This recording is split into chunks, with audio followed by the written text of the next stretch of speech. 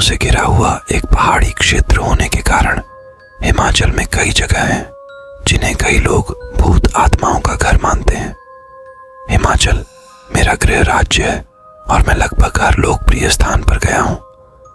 मैंने जिन भी प्रसिद्ध स्थानों का दौरा किया है उनमें से किसी में भी मुझे कोई अजीब अनुभव नहीं हुआ, लेकिन कुछ महीने पहले हिमाचल उत्तराखंड सीमा पर एक स्थान की यात्रा के दौरान मुझे एक अजीब अनुभव हुआ। इस जगह को स्नेहल नाम से जाना जाता है। यह इलाका इतना दूर है कि यह गूगल मैप पर भी नहीं दिखता।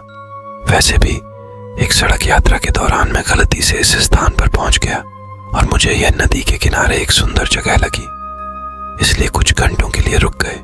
शुरुआत में तो सब कुछ ठीक था, प्राकृतिक दृश्य अच्छा था। एक तरफ बब्बर नदी बह रही थी और दूसरी तरफ ऊंचे पेड़ों के साथ खड़ी चट्टान थी। मैं नदी के किनारे पर था।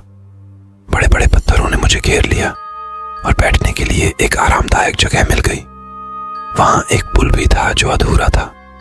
मुझे लगा कि शायद कुछ निर्माण कार्य अधूरा रह गया होगा। मैं बस देखने के लिए आगे बढ़ गया। मैंने पुल पर जो लिखा हुआ देखा वह परेशान करने वाला था।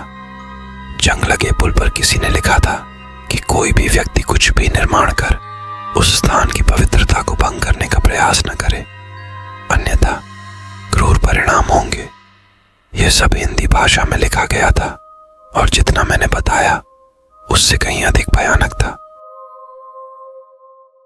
लेकिन इसका मुंह पर कोई असर नहीं हुआ, क्योंकि भारत में सार्वजनिक स्थानों पर यहां वहां लिखना आम बात है।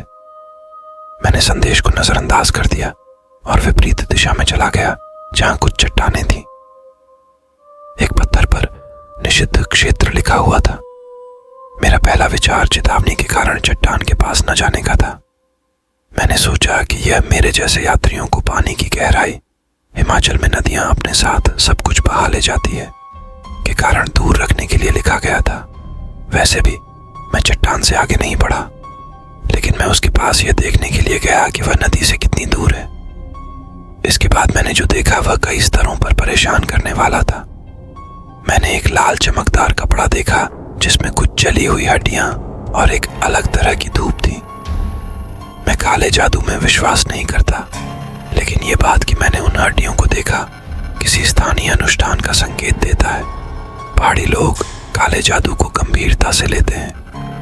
फिर मैंने नजरअंदाज कर दिया और मुझे लगा कि मुझे पीछे हट जाना चाहिए और दूसरी ओर बढ़ना चाहिए। जब मैं मुड़ा तो मुझे एक खिंचाव महसूस हुआ, जैसे कोई मुझे जबरदस्ती नदी की ओर ले जाने की कोशिश कर रहा हो।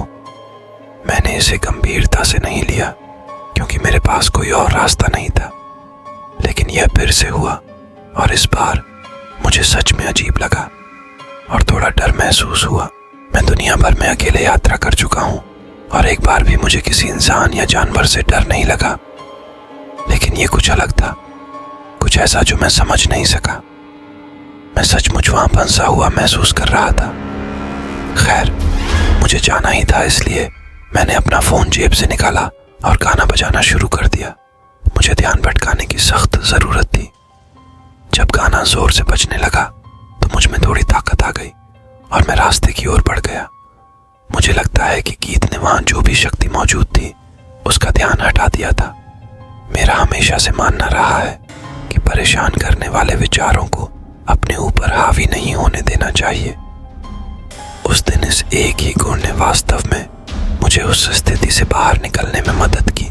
मुझे आज तक नहीं पता कि स्नेहल में क्या हुआ था, क्योंकि ऐसा दोबारा कभी नहीं हुआ। मैं जो जानता हूँ वह यह है कि यह हमारी समझ से अलग चीज है।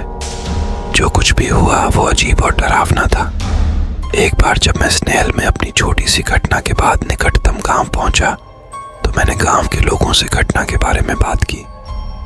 काश उन्होंने मुझे बताया होता कि यह कुछ भी नहीं है, केवल एक संयोग, लेकिन उन्होंने सच में जो बताया वो भयानक था।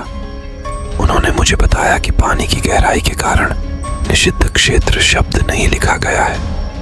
इन्हें इस क्षेत्र के तामसिक देवताओं के कारण लिखा गया है जो बच्चों और महिलाओं की बलि देते हैं। मैंने कहा, वाह, मुझे कुछ समझ नहीं आया था, लेकिन मुझे वह भयानक खिंचाव सच में महसूस हुआ था। इसीलिए सबसे अच्छा यही था कि मैं उस क्षेत्र में दोबारा कभी कदम न रखूं। मुझे नहीं पता कि वहां कौन सी अलौकिक शक्ति मौजूद है। मैं अभी भी इस पर विश्वास नहीं कर पा रहा। हालांकि मुझे खिंचाव का एहसास हुआ। या तो मैं भ्रम कर रहा था, या कोई चीज जो हमारी मानसिक क्षमताओं के दायरे से परे है।